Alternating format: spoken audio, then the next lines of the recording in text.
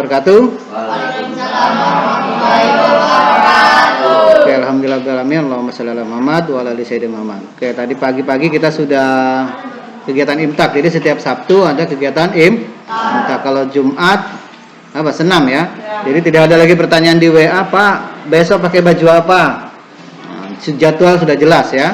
Oke, jadi Sabtu itu olahraga, kemudian Sabtu itu pramuka bajunya pramuka, kegiatannya imtak, kemudian nanti Sabtu depannya itu biasanya juga kegiatan pramuka ya.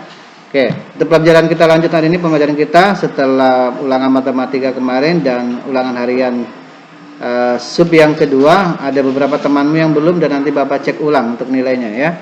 Kemudian untuk subtema 3, anak-anak yang di rumah juga bisa membuka bukunya, membuat catatan, membuat rangkuman. Untuk pembelajaran kita hari ini tidak usah dikirim, besoknya hari Senin baru Bapak periksa untuk catatan kehadiran kemarin yang hari Sabtu ini. Oke, Bapak kira itu silakan dibuka bukunya untuk yang baik yang di rumah maupun ini teman-teman yang ada di kelas. Ini teman-teman yang hadir, ada satu orang tidak hadir sini, Gali ya, tidak masuk. Gali dan Rega masih sakit. Oke, untuk memulainya Bapak minta membaca untuk literasi ya. Bapak tadi mau tes bacaan juga yang lancar, karena nanti untuk petugas upacara paling tidak membaca undang-undang itu harus bacanya tegas ya, jelas ya, vokalnya jelas ya, jadi enak didengar, dan penempatan tanda baca juga harus diperhatikan. Oke, coba Bapak minta dibaca sama siapa nih ya? Coba dibaca sama Panji. Oke, mulai baca judulnya. Masyarakat sejahtera, negara kuat. Habis pada tanggal 17 Agustus 2015, Udin beserta teman-temannya mengikuti upacara peringatan hari ulang tahun kemerdekaan Republik Indonesia di halaman sekolah. Kegiatan upacara diikuti oleh Bapak, Ibu guru, karyawan, serta seluruh siswa. Dalam kesempatan itu, kepala sekolah bertugas sebagai pembina upacara. Upacara tersebut bertujuan untuk menanamkan rasa cinta tanah air serta jiwa patriotisme pada seluruh peserta didik. Dalam upacara tersebut, kepala sekolah menegaskan bahwa kita sebagai warga negara harus mampu mempertahankan dan mengisi kemerdekaan dengan baik. Dengan demikian diharapkan akan terciptanya masyarakat Indonesia yang sejahtera. Oke, terima kasih buat Panji. Nah, ini di awal pembukaan kita masuk kegiatan. Biasanya kalau setiap tanggal 17, kalau kita setiap masuk ke hari Senin kita upacara. Kalau di setiap tahun, setiap tanggal 17 juga kita ada upacara khusus, yaitu tanggal 17 Agustus 2021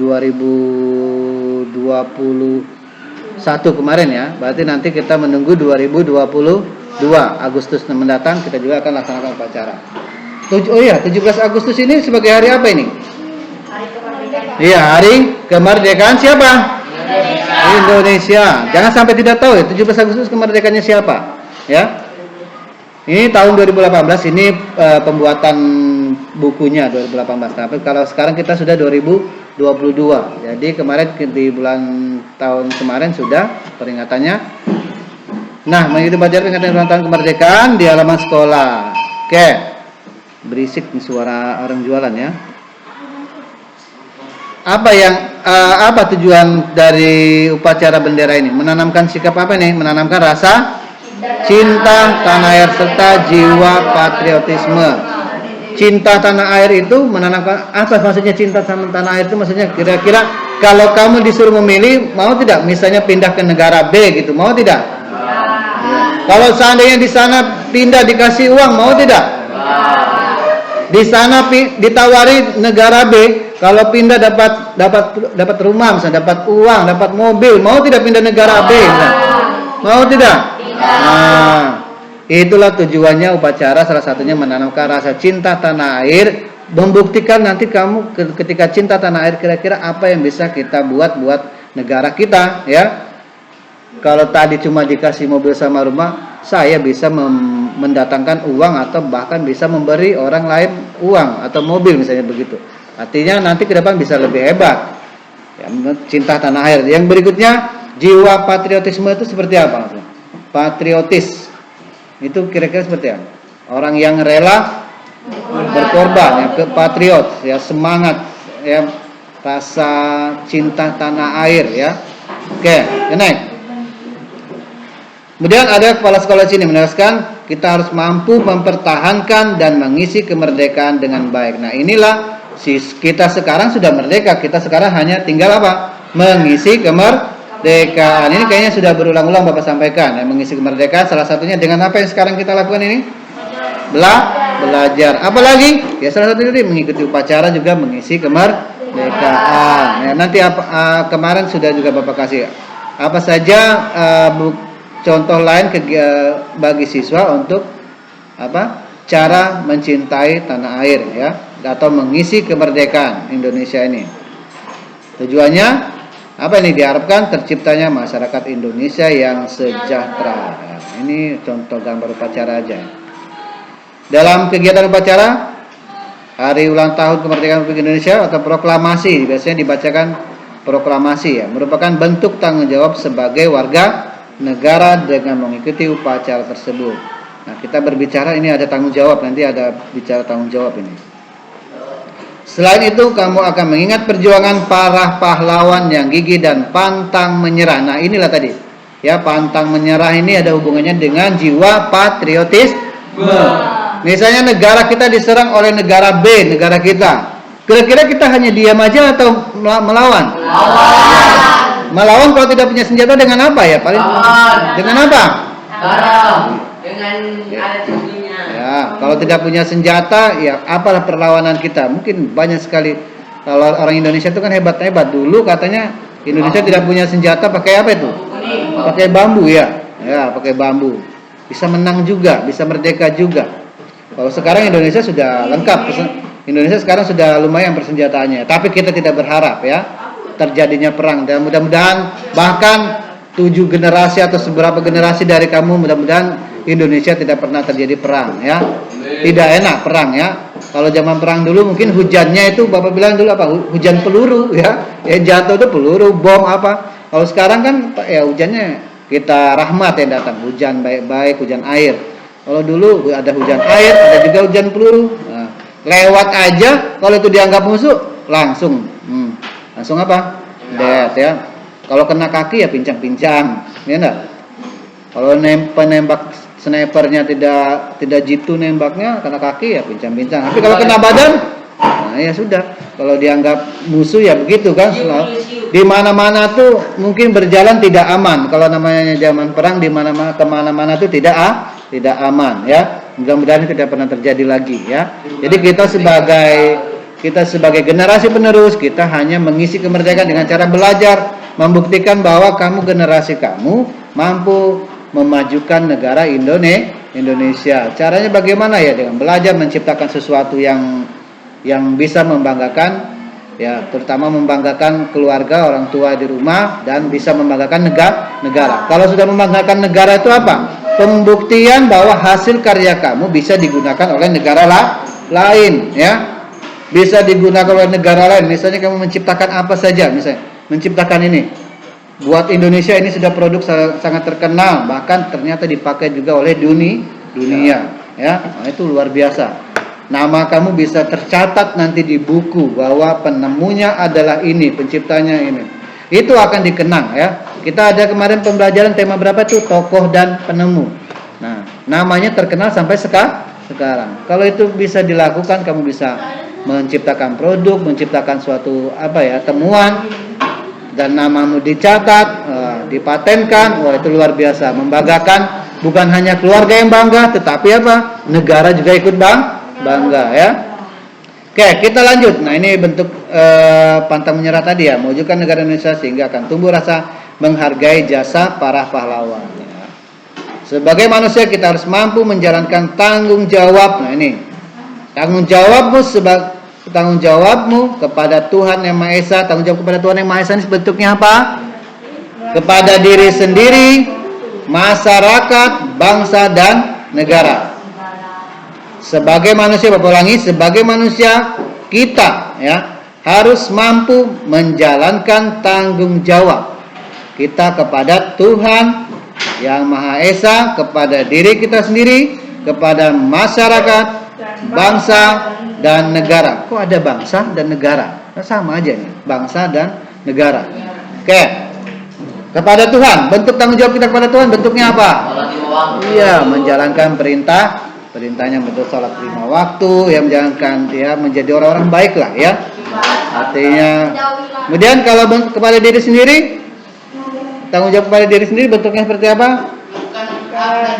Ya, menjalankan kewajiban dengan penuh tanggung jawab. Nah, ada juga menggunakan hak dengan bertanggung jawab. Ternyata menjalankan kewajiban yang bertanggung jawab ada juga menggunakan hak dengan tanggung jawab. Tidak boleh sembarangan menggunakan hak tanpa bertanggung jawab dengan tanggung jawab. Misalnya begini, menggunakan hak dengan tanggung jawab, menggunakan HP dengan ini kan hak kita ya bermain HP.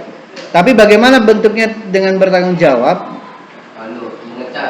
Ya, dengan bertanggung jawab ini seperti apa? Ketika kita ngecas, ya, kalau sudah waktunya atau kalau sudah waktunya ya sudah dicabut. Jangan sampai atau misalnya bermain HP di tempat umum seperti ini, misalnya di gini main HP, suaranya dinyaringkan, ya. Sementara di sini orang lagi belajar, kira-kira terganggu atau tidak? Terganggu. Musiknya musik asik lagi yang kamu senangi, tetapi kamu belajar, kira-kira terganggu atau tidak? Terganggu. Nah, itulah artinya dalam penggunaan hak harus bertanggung jawab. Kita harus melihat juga kepentingan orang lain. Contoh lain apa lagi? Misalnya ini. Bapak kan berhak menggunakan LCD ini ya. Ketika Bapak selesai menggunakan, Bapak harus apa? Harus matikan. Itulah namanya menggunakannya dengan bertanggung jawab. Kamu di rumah hari-hari apa? Mandi misalnya, ya, mendapatkan pelayanan, ya kan? Fasilitas. Itu kan hak, ya, berhak mendapatkan pelayanan atau kasih sayang di rumah itu berhak. Menggunakan air, itu kan hak kita ya, air pump. Selesai digunakan harus dimatikan. Itu sebagai bentuk apa? Tanggung jawab. You understand sampai di sini? Nah, sekarang menjalankan kewajiban dengan tanggung jawab. Ada piket, ya, ada piket. Sapu. Tadi kamu nyapu, tadi Bapak datang, Bapak tegur, ternyata ada yang tidak menjalankan kewajiban. Oke, sekarang setelah menjalankan kewajiban, bagaimana dengan cara bertanggung jawab? Setelah disapu, saya selesai disapu, kemudian sapunya diapain? Disimpan pada tempatnya. Ketika misalnya habis sapu, sapunya dilempar situ, itu bukti tidak bertanggung jawab. Nah, biasanya kamu juga kalau meminjamkan benda atau apapun kepada temanmu, biasanya kalau dikembalikan misalnya dalam keadaan rusak, kamu marah, ya kan? Artinya dia tidak bertanggung jawab. Itu ya, paham ya maksudnya ya? Tanggung jawab ya. Biasanya kamu marah ketika ada apa-apa, misalnya sepedamu dipakai, kemudian kembali banyak kempes atau bocor atau bengkok. Nah, apa yang kamu rasakan? Pasti marah. Kemudian biasanya kita meminta dia menggantikan. Ternyata dia tidak mampu menggantikan. Biasanya ngomong-ngomong, harus pinjam, harus tanggung jawab dong gitu. Nah, itu artinya itu dalam kehidupan sehari-hari ya, bentuk tanggung jawab. Paham ya sampai di situ ya? Ayo tanggung jawab, ayo tanggung jawab. Biasa gitu kan? Bolanya rusak, main bola, bolanya pecah. Ayo tanggung jawab siapa? Atau habis pinjam kembalikan. Nah, itu juga harus bentuk tanggung jawab. Are you understand? Udah ya, dipahami ya? Oke, next. Sudah angka 23. Nah, ini yang apa sih tanggung jawab itu? Bapak setting dulu biar mudah terlihat. Apa sih tanggung jawab? Ini biar kelihatan. Nah, ini.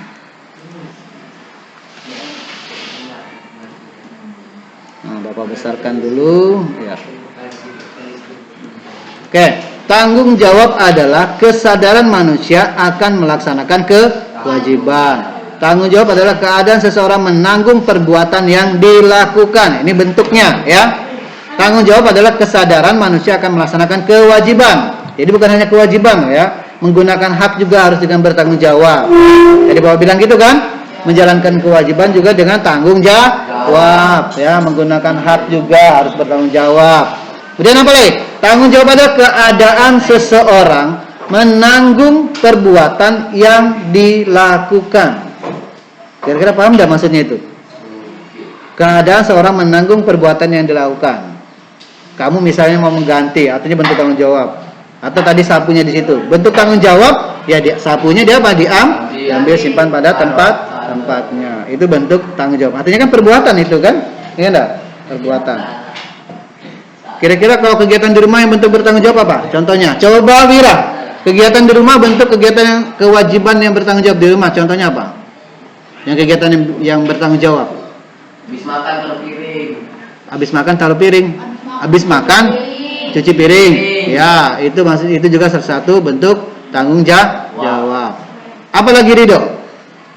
Bentuk tanggung jawab di rumah, menjalankan kewajiban dengan bertanggung jawab misalnya. Misalnya apa? Ada lagi atau ada yang lain? Menjalankan atau sekarang menggunakan haknya di rumah tapi dengan tanggung jawab. Kasih sayang. Iya, tapi bentuk tanggung jawabnya seperti apa?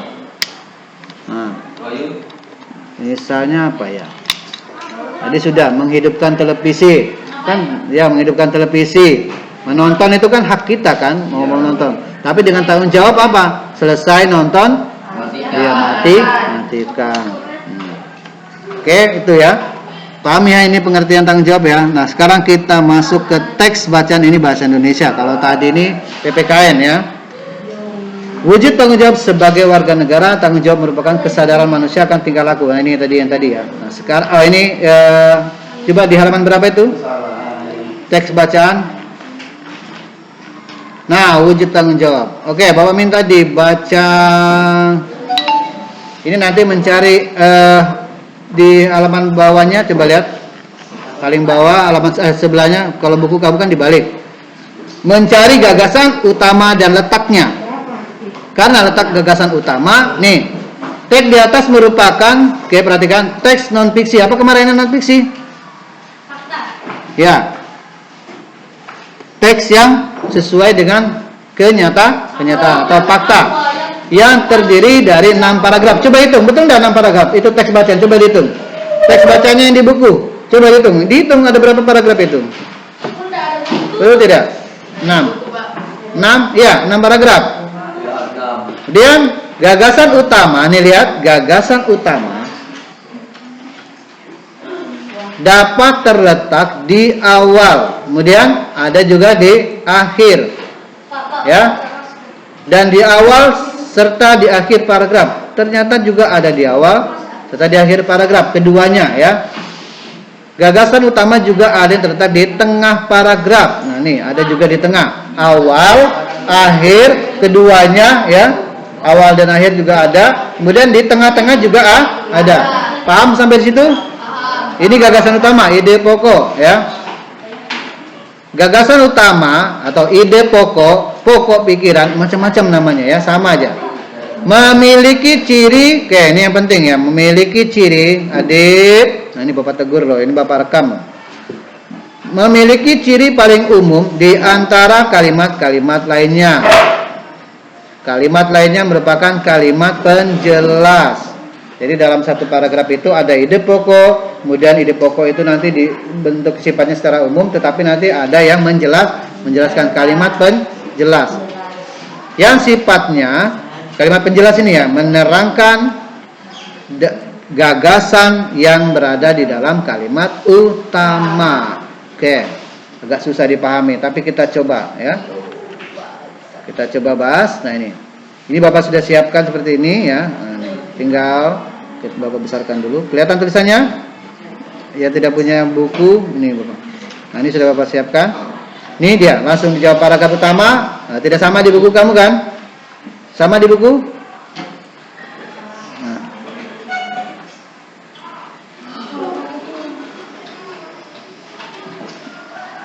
Ini. Oke, coba dibaca sama Rizky Alamsa. Yang nyaring, yang cepat.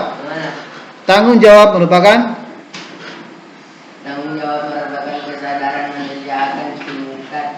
tingkah laku atau perbuatan baik yang disengaja maupun yang tidak disengaja. Tanggung jawab juga dapat berarti berbuat sebagai berwujud dan kesadaran dan kewajiban. Masing akan memikulannya sendiri-sendiri sehingga tanggung jawab bersifat kodrati. Apabila seseorang tidak mau bertanggung jawab, maka tentu ada pihak lain yang memaksa untuk bertanggung jawab. Oke, cukup. Nah, tadi kayaknya lompat si baca ya. Tanggung jawab sudah menjadi bagian dari kehidupan manusia, di mana masing-masing akan memikulnya sendiri-sendiri. Ya, tanggung jawab itu ada sebenarnya.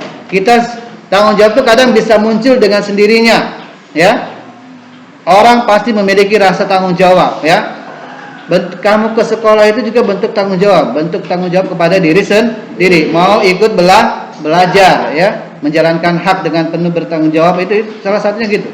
Bertanggung jawab karena sudah sekolah, ya, kita punya kewajiban mengikuti mempunyai hak untuk mengikuti pembelajaran, ya. Nah, tanggung jawab itu bersifat kodrati. Ya, Rizky, tolong Rizky kelihatan di kamera ya. Jangan main-main. Oke. Kemudian maksudnya bersifat kodrati itu apa maksudnya? Sudah ada pada diri kita sendiri, ya. Kayak kamu gerakan refleks aja. Contoh, habis belajar, ini kan buku ada di meja kamu. Bentuk tanggung jawabnya apa? Ini kan buku yang kamu pakai, buku sekolah, ya. Ya. Bentuk tanggung jawabnya selesai belajar itu masukkan di dalam tas. Nah, itulah yang dimaksud dengan kodrati, dengan ada pada diri kita sendiri, ya. Kita ternyata kita tergerak sendiri, selesai simpul, selesai rapikan. Nah, itu bentuk tanggung jawab. Coba jadi kamu orang yang tidak bertanggung jawab. Selesai belajar langsung lari. Nah, ada juga yang begitu. Contohnya kalau yang bertanggung jawab itu selesai menggunakan kursi, misalnya kursinya dirapikan, ya. Oke ya, paham ya? Oke, untuk Rizky, Bapak tegur lagi, ya. Rizky sama Jupika, hati-hati, ya. Ini kegiatan belajar, kelihatan di kamera. Kemudian di sini juga ada Wahyu, ada siapa di belakang Wahyu itu Panji, ya. Oke.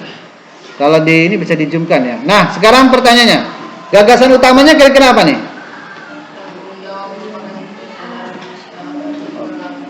Ya, nih tanggung jawab, pengertian, tanggung jawab. Nih Bapak kita lihat jawabannya, pengertian, tanggung jawab. Karena di sini menjelaskan pengertian tanggung jawab. Tanggung jawab merupakan kesadaran manusia akan tingkah laku. Ini kan pengertian. Kemudian dijelaskan ada yang kalimat yang menjelaskan. Letaknya di mana? Di awal. Fikar, perhatikan Fikar. Letaknya di awal. Mana di awal? Nih, tanggung jawab nih, letaknya di awal. Lihat di halaman buku paling belakang ada tadi pertanyaan itu, ya. Halaman selanjutnya. Ya, letaknya di awal. Sekarang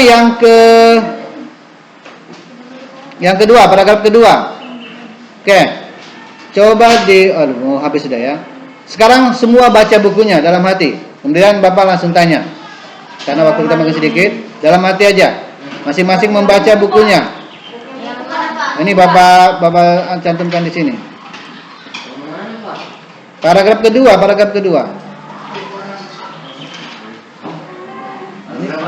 Sudah? Paragraf kedua, setiap manusia,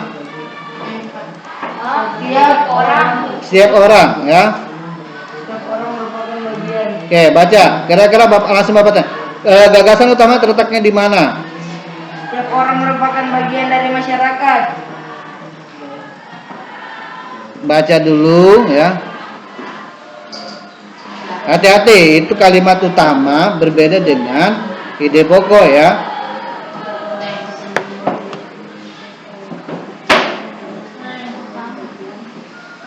Sudah? Kecintaan warga negara dengan penuh tanggung jawab. Letaknya di mana? Letaknya di mana nih? Di akhir paragraf. Kelihatan ya situ? Nah, sekarang paragraf ketiga. Kira-kira apa bunyi gagasan utamanya paragraf ketiga? Oke, nah nanti tinggal kita lihat bentuk tanggung jawabnya, kita bahas aja waktu mau habis, ya. Tanggung jawab warga negara. Letaknya di mana nih?